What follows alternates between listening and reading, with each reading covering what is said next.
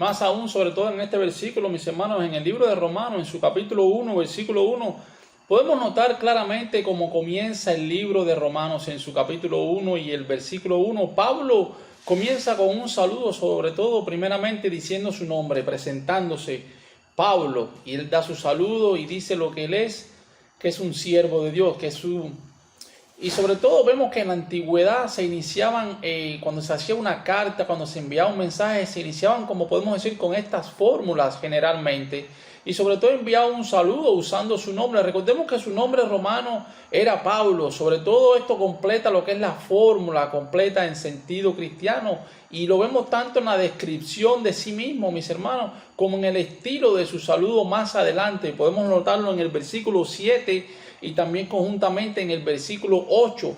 Podemos notar esto. Pero vemos aquí, como dice él, siervo, mis hermanos. Es decir, alguien que está bajo sobre todo la completa disposición de un amo. Y sabemos que nosotros, como hijos de Dios, venimos a formar parte y ser siervo del Señor, llevando a hacer su obra, evangelizando, predicando, extendiendo el reino de Dios en la tierra. Somos unos siervos de Dios. Recordemos eso claramente. Cada hijo de Dios, cada persona que se ha arrepentido y ha reconocido a Jesucristo como su único Salvador, es un siervo de Cristo y por lo tanto debe hacer la obra de Cristo en todo momento. Debe mantener siempre haciendo su obra en la tierra y extendiendo la evangelización para que muchas personas puedan ser salvos. Recordemos que la palabra apóstol es un mensajero oficial del evangelio. Recordemos en 2 de Corintios, en su capítulo 1, versículo 1, como él mismo Pablo también comienza diciendo claramente, como dice Pablo, apóstol de Cristo Jesús por la voluntad de Dios. Vemos como un hombre que ejercía que la función de apóstol era un testigo, pero sobre todo dejemos claro esta parte para poder entenderla un poco más cómo va el asunto. Un testigo ocular de la resurrección y sobre todo recordemos que el libro de Hechos en su primer capítulo, capítulo 1 y en 1 de Corintios también capítulo 15 es alguien que había sido designado, sobre todo mis hermanos, personalmente por Cristo. Recordemos el libro de Mateo en su capítulo 10, libro de Hechos también en su capítulo 1, en Gálatas capítulo 1, sobre todo ¿para qué? Para gobernar la iglesia primitiva y ¿para qué? Para enseñar, para escribir con autoridad, como alguien que había recibido revelación especial del Señor, de Cristo, de Dios.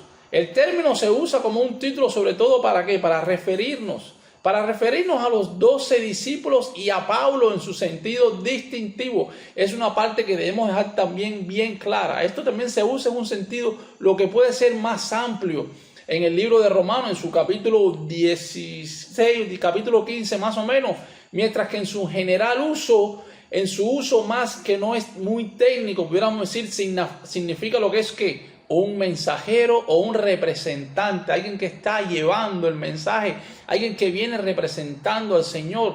Cuando se usa en el término de este modo, mis hermanos, no se refiere en ninguna función específica, dejémoslo bien claro. Más adelante vemos cómo menciona el Evangelio de Dios y recordemos que el Evangelio de Dios, ¿qué es? Evangelio para salvación, el mensaje de buenas nuevas que el Señor tiene para cada una de las personas que van a ser salvas.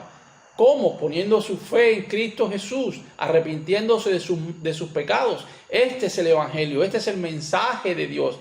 Las buenas nuevas, como decimos muchos, el mensaje que Dios, es decir, que Dios es tanto el origen como el tema del Evangelio. Tanto aquí como en otras partes, sobre todo se ve que emerge lo que es el trinitarismo de Pablo. Los siguientes versículos más adelante en este libro de Romanos vamos a estar viendo lo que detalla lo que es la comprensión que Pablo tiene del Evangelio en diferentes versículos.